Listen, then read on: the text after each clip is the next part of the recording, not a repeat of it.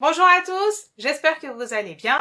Je suis très contente de vous retrouver aujourd'hui pour vous parler d'une maladie génétique qui peut entraîner une importante fatigue et de lourdes complications, la drépanocytose. Pour commencer, sachez que la drépanocytose entraîne une déformation des globules rouges.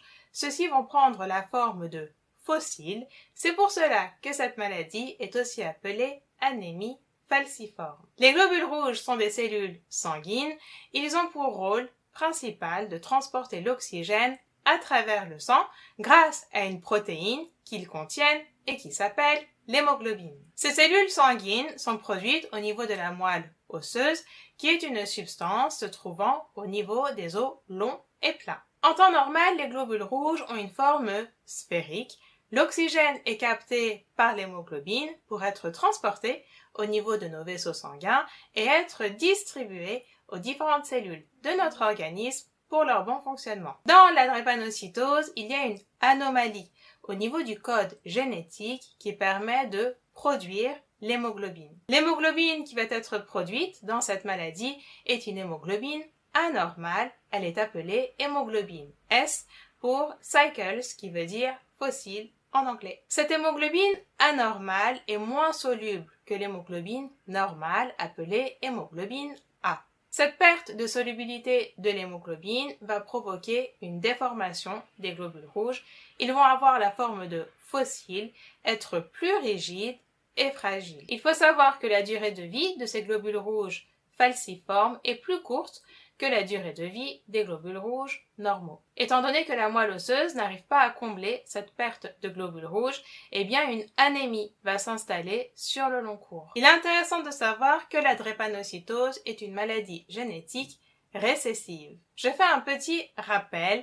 Notre corps est constitué d'organes. Nos organes sont formés par des tissus et les tissus comportent de nombreuses cellules. Nos cellules contiennent un noyau où se trouve l'ensemble de notre matériel génétique appelé ADN ou acide désoxyribonucléique. Cet ADN est inscrit au sein de différentes structures appelées chromosomes. Il faut savoir que nous avons 23 paires de chromosomes dans chaque noyau de nos cellules. Cela veut dire que nous avons 46 chromosomes au total. Ces chromosomes contiennent du coup le code génétique qui permet à chaque cellule de fabriquer de nombreuses substances comme par exemple des protéines ou des hormones en fonction de la zone où elle se situe. Il existe deux grands groupes de maladies génétiques. Les maladies génétiques récessives.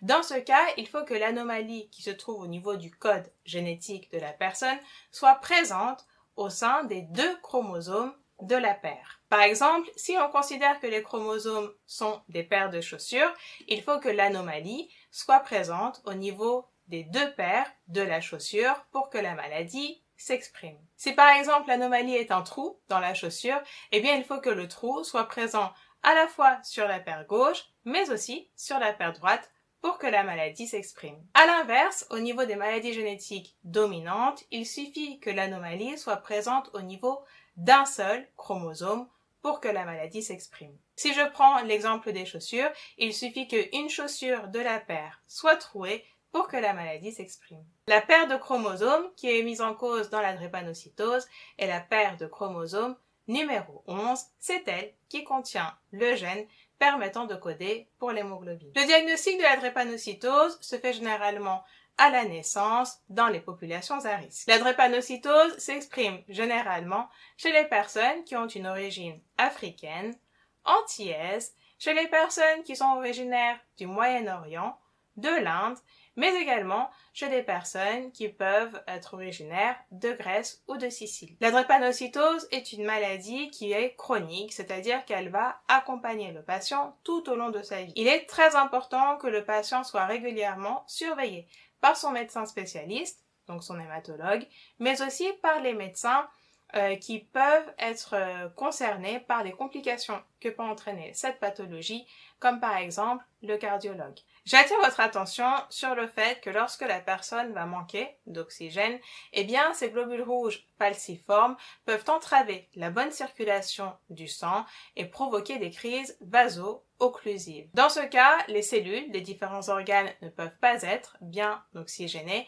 ce qui va provoquer un dysfonctionnement des différents organes et de fortes douleurs. Ce manque d'oxygène peut apparaître suite à une forte déshydratation, du stress, de la fièvre, une infection, les températures extrêmes comme le froid ou le chaud. Les symptômes de la drépanocytose sont très caractéristiques. On retrouve de l'anémie, des infections à répétition et des crises vaso-occlusives. Le manque d'oxygène peut aussi provoquer un essoufflement, une augmentation du rythme cardiaque et la peau et les yeux de la personne vont avoir tendance à jaunir. Le traitement de la drépanocytose consiste à limiter l'anémie, à soulager les douleurs et à réduire les infections. Des transfusions peuvent aussi être suggérées aux patients.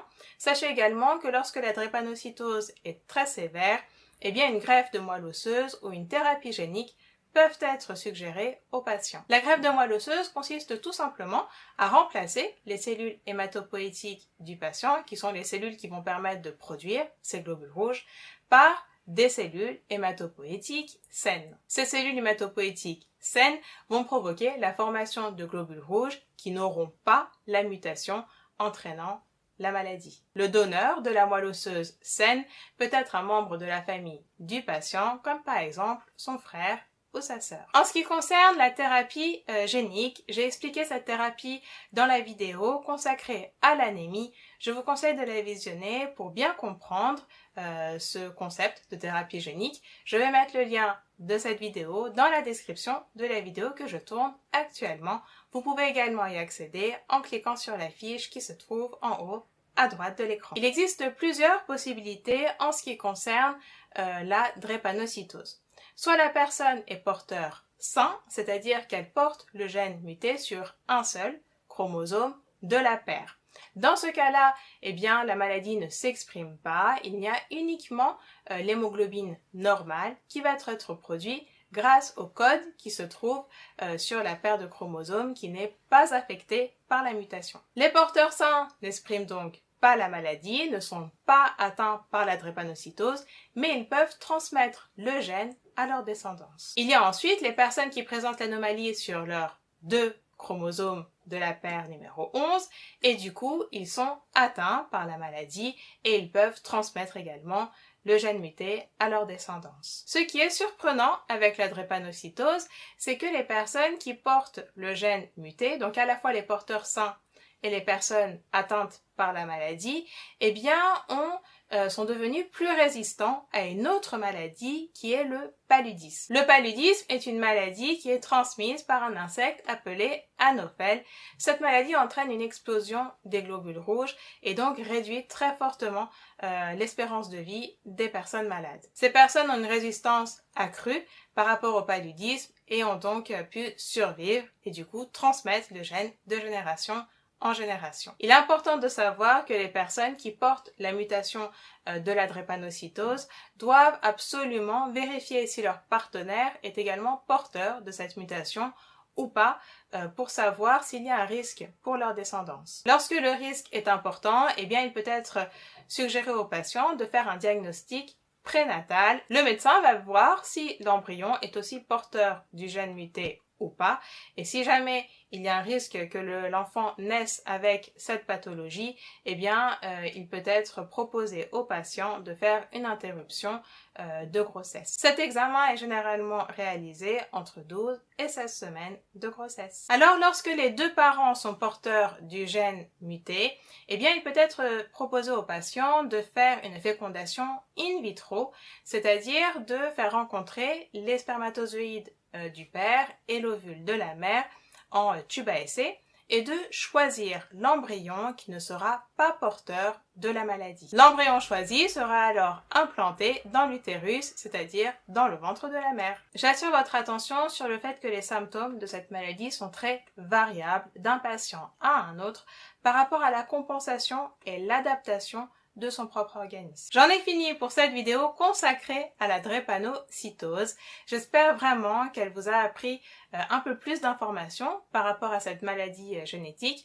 Alors si jamais il y a d'autres maladies génétiques sur lesquelles vous souhaitez avoir plus d'informations, n'hésitez pas à me l'écrire en commentaire de cette vidéo. Comme d'habitude, je compte sur vous pour liker et partager la vidéo, mais aussi pour vous abonner à la chaîne pour être au courant de toutes les nouvelles vidéos que je poste en cliquant sur s'abonner et sur la petite cloche qui se trouve juste à côté pour voir toutes les nouvelles notifications. Et pour vous amuser en testant vos connaissances à travers des quiz santé de différents niveaux, mais aussi pour nous poser directement vos questions sur les sujets de santé qui vous préoccupent ou les sujets de santé que j'aborde, eh bien, téléchargez l'application PharmaQuiz. Vous pouvez tout de suite bénéficier d'un essai gratuit en cliquant sur le lien dans la description de la vidéo. Je tiens également à vous préciser que les abonnements sont vraiment très accessibles, donc n'hésitez pas à télécharger cette application que j'ai créée pour vous et à me dire ce que vous en avez pensé,